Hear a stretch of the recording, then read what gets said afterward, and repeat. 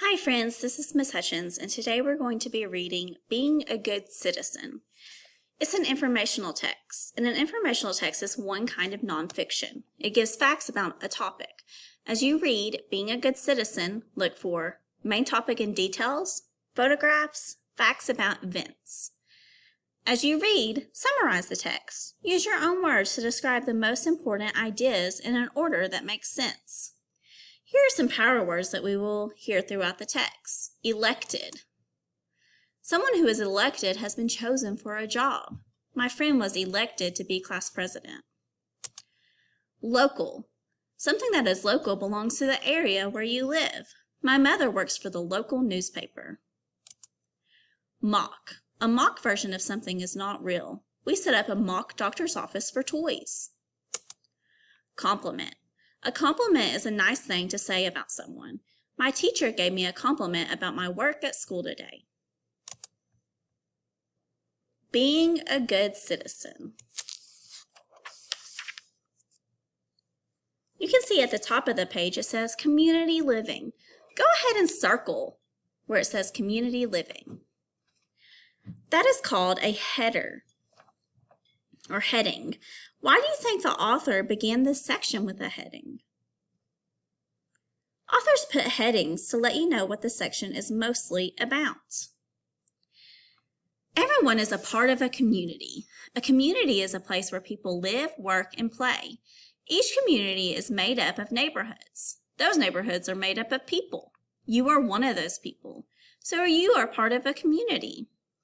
Good citizens make the community a better place. A citizen is a person who lives in a certain place.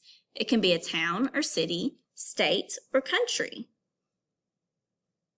What did you learn about living in a community?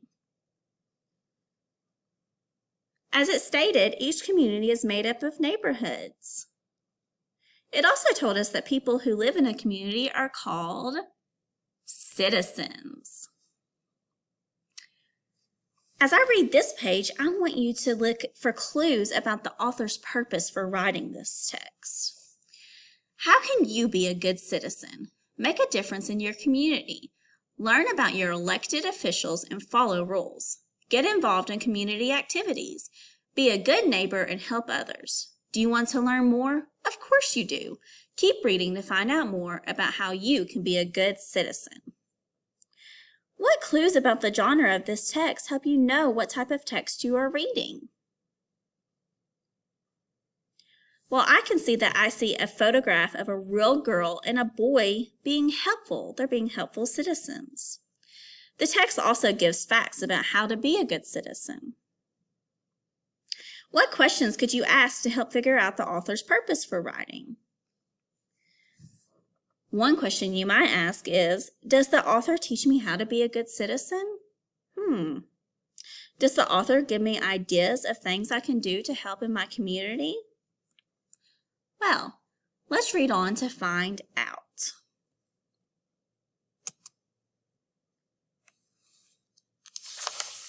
Get involved. Go ahead and circle the heading at the top of this page.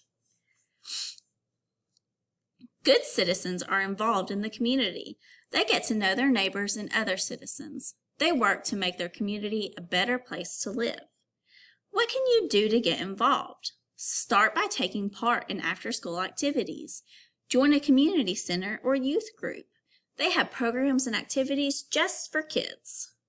You can have fun and make new friends. What do you think the author, or why do you think the author uses the heading, Get Involved? Right, because this section is about getting involved in your community. Another way to get involved is to follow local news. That will let you know what is going on in your community. For example, you might learn that your police department is teaching a free bike safety class. Maybe you will want to take the class. How can you follow the news? Read school and local newspapers. Watch the local news with a parent, then talk about what you learned.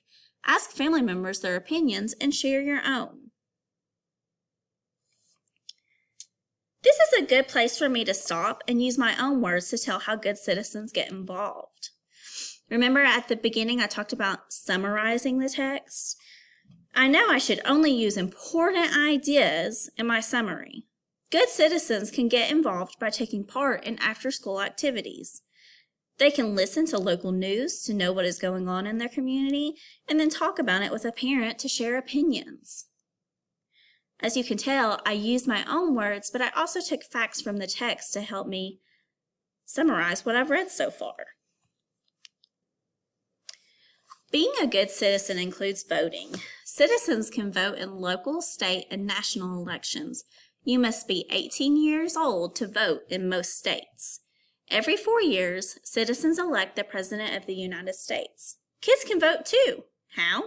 Many schools invite kids to take part in a mock election. It helps students learn about the election process.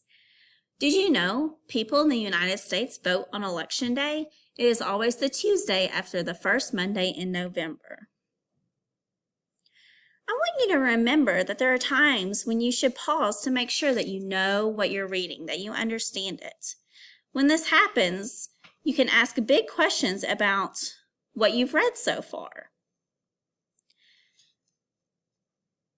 The reason you might use that strategy on this page is because the text might be talking about something that you are not familiar with. If you're summarizing, you want to make sure you're understanding what you're reading. So 3 big questions you can ask yourself. What surprised me? Something you might say is, I did not know children could take part in an election. What did the author think I already knew? The author assumed that I already knew what an election was. What challenge, changed, or confirmed what I already knew? I thought Election Day was the same day each year. Now I know it's always the Tuesday after the first Monday in November, so the day actually changes. How else can you get involved? Learn about your community history. Visit museums and town landmarks. Go with a parent to take a tour of your city hall. Meet some of your elected officials. Attend a school board meeting. Some schools have a student council. They organize special activities and help make school decisions. If you have a student council, you can vote to elect officers. You may also want to serve on the council. Help others. Go ahead and circle this heading. Good citizens are active in a community service. They volunteer their time to help others. They also donate items and money to people in need. That can make a big difference in people's lives. Helping others can make a difference in your life too. It can bring you a lot of joy. Doing good deeds can inspire others to do the same. Fun fact, doing a kind act can make you just as happy as receiving one. Both affect your brain in the same way. They make your brain give off feel-good chemicals, say scientists. What do you think the author's purpose for writing this text was? What questions were you able to answer about why the author wrote this text? I think the author taught more about how to be a good citizen and gave ideas for how to help in the community. Using all the clues, what do you think the author's purpose for writing this text was? I think the author wants to share information about how to be a good citizen. What can you do to help others? Start by doing random acts of kindness. Those acts are small, kind gestures. For example, draw a picture for a friend or family member. Say a friendly hello to a neighbor. Give flowers to a teacher. Hold the door open for the next person. Read a book to a younger child. Give someone a compliment. You can do random acts of kindness every day. See how many kind acts you can do for others. Being a good citizen helps make your community a better place. It also makes you feel good about yourself. Are you ready? Now it is time for me to put it all together and explain what the text is mostly about. I will use the headings in the text to help me. So I'm going to go back through and look at my headings. This text is mostly about how to be a good citizen in your community. One way to be a good citizen is to get involved by taking part in after-school activities. Getting involved. You can also follow and discuss local news and vote. Another way to be a good citizen is to help others by volunteering, donating, and doing other small acts of kindness. Thank you for reading with me today.